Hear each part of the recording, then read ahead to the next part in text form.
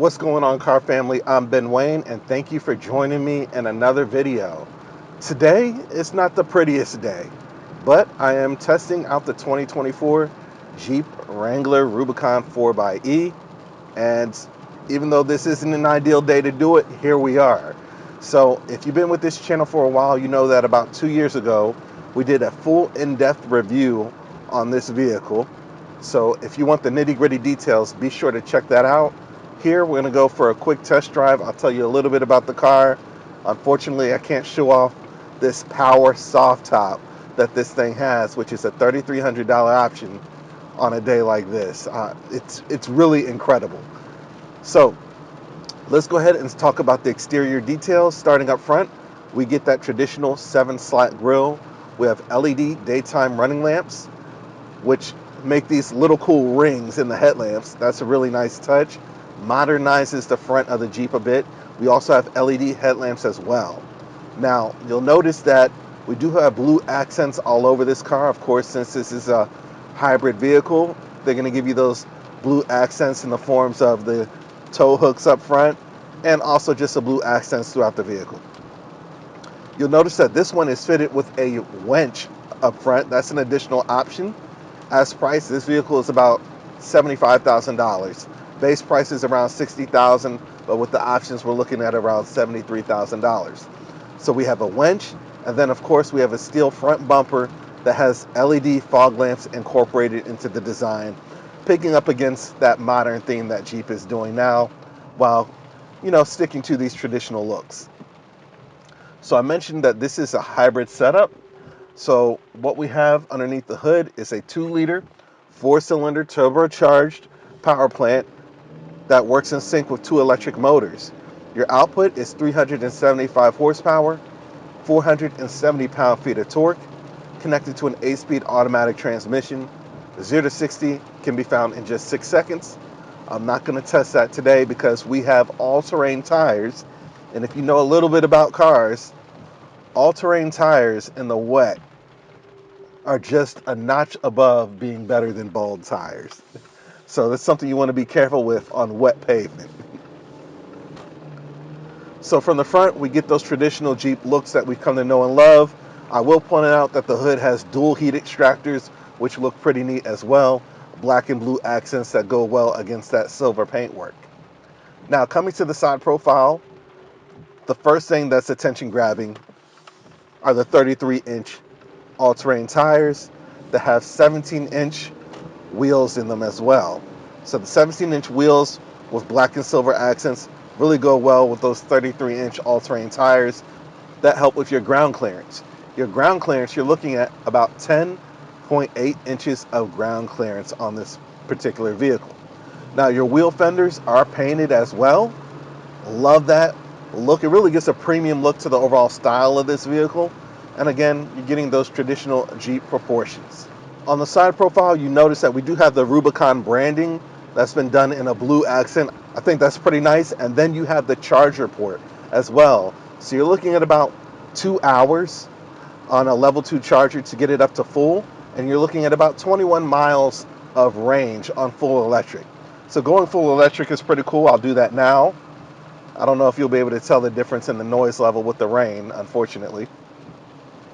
But now I'm just putting around in full electric, and it's a smooth transition. You can't really tell the difference when behind the wheel at all. It's just a nice, overall smooth ride, which electric vehicles are known to do.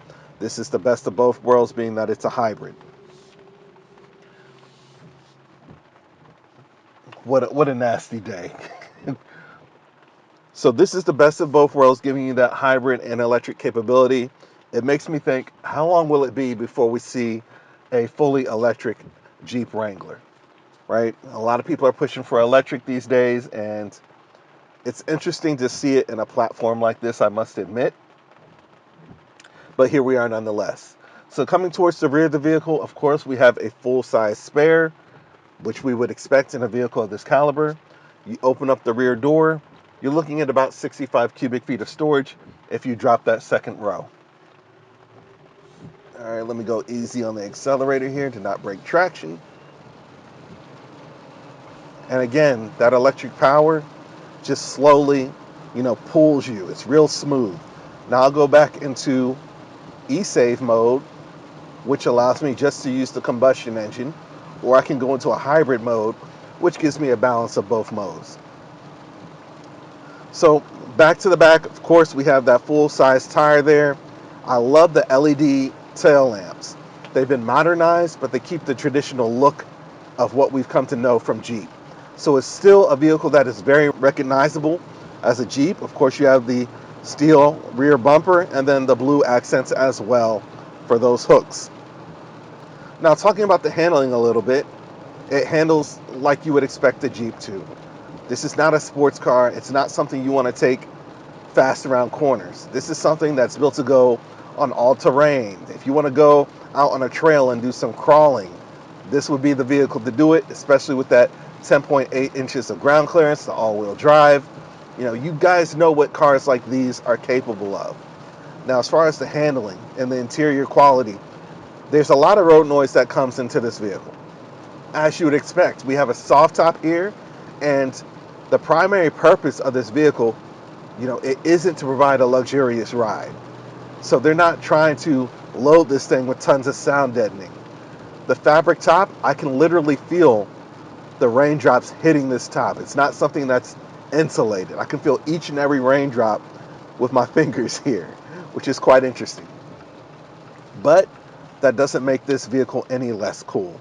I really wish I could show you guys the automatic top. It's just a phenomenal option. The last one we tested actually had a manual cloth top, which was easy to use. I did a full video just showing you how to use that top. And it had a rail system integrated into the vehicle. I think it was first for this generation, but it was really easy to use. This one is even easier. It's one touch and the top fully retracts, giving you that open airness that the Jeep experience is known to provide. So that's really incredible. The interior, the seats are done in black Napa leather. You have blue accents to contrast that black, and there are 3 levels of heating. For me, that's all the luxury amenities I need in a Jeep. They're giving it to you here. We also have a nice large touchscreen display system that gives you wireless Apple CarPlay as well, and it's simple to use. It's really intuitive. If you're familiar with these vehicles, you're familiar with the Uconnect systems that they use.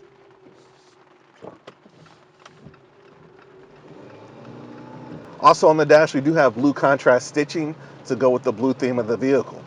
The steering wheel is also heated in itself and has blue contrast stitching and has the Jeep symbol sitting proudly in the middle as well.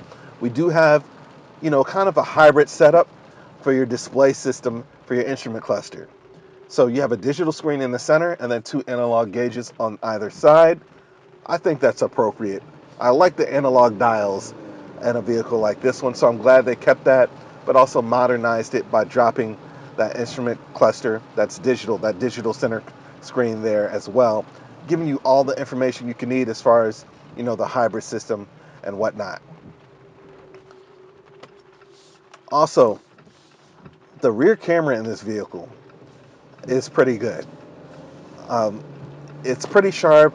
I love how they didn't just stick an old camera in here as well. So that's something that obviously, when you're off-roading, the camera system is something that you would want to use. You also have a front-facing camera system as well. So it's nice and clear. So when you're actually putting this vehicle to good use for what it's built for, you got that there. Coming lower, we do have rubber buttons for your air conditioner system. You have controls that are typically on the doors of other vehicles moved inboard. So all your window controls are here in the center. The doors can be taken off. You guys are familiar with that. We do have USB ports as well. And then all your, different off-road settings as well. We do have 2 cup holders and plenty of storage in the center console. Now, sitting in the back, it's a little tight back there, but the average size adult can sit back there for about an hour or 2. I know because I tried it. I picked up my mother-in-law the other day from the airport. We got stuck in some traffic, but she was fairly comfortable back there in the second row. So the second row does provide, just as much excitement when you're putting this vehicle, to the test. If you're going all-wheel driving on a trail with friends, those people are going to experience just as much excitement as you are up front, because that top is going to slide all the way to the back of the vehicle. So they're getting that open airness. You can take the doors off. Everything that you could possibly need in a vehicle like this to do the job is here. They've been doing this for quite some time, so that's not to anyone's surprise. I think by now they got it down. So that was a brief overview of this Jeep Wrangler 4xE. Let me know what you guys think about this one in the comment section. Is the 4xE something that you would consider having a hybrid platform in, or do you like some of their other options, such as that V8? That V8 is incredible. They have quite a range of power plant options, but the 4xE is adding, a little flavor in these modern times for people who want that hybrid capability. 21 miles of electric range. On top of that, you're looking at about 370 miles of combined range. So again, let me know what you guys think about this one in the comment section. I love the Jeep vehicles. It's interesting to see, they're doing hybrid platforms now. Let me know what you guys think. Please remember to like, share, and subscribe to my YouTube channel. I apologize for having to do this on such a nasty day, but let me know your thoughts. Until next time, I'm Ben Wayne, the automotive reviewer that YouTube deserves. I'll catch you guys in the next one.